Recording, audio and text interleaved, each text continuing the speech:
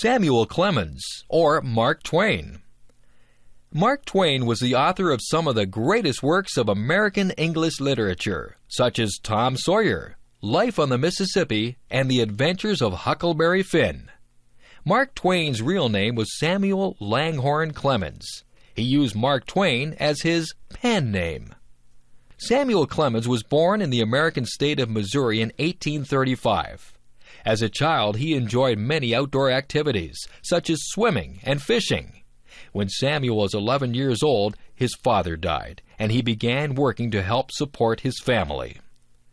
As a young man, Samuel Clemens began to write stories for newspapers. However, he took a job working as a navigator on the steamboats that traveled up and down the Mississippi River. Clemens greatly enjoyed this period of his life, during which time he gained much knowledge about life on the river. He also learned much about human behavior by observing the many people on the boats and along the river. It was as a result of this time that Clemens began using his pen name, Mark Twain. This name is taken from a term that was used by the men who worked on the river. It is used to describe water that is just deep enough to be navigated safely. The earliest of Mark Twain's really famous novels was The Adventures of Tom Sawyer.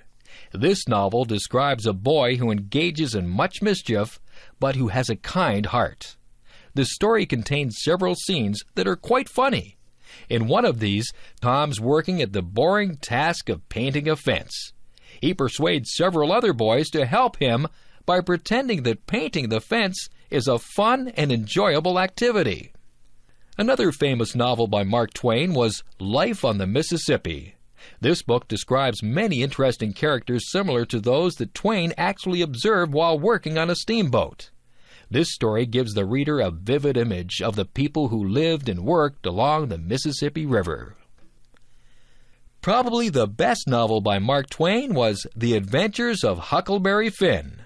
This novel tells the story of a boy who runs away from his violent father. The boy, whose name is Huckleberry Finn, is joined in his escape by a man named Jim. Jim is a slave who has decided to run away from his owners. Huck and Jim travel north along the Mississippi, hoping to reach the areas where slavery is not allowed. In this story, the reader can experience the moral sense of Huckleberry, who must make several important decisions during the escape. Mark Twain died in 1910, after writing many more novels and many stories of his travels around the world.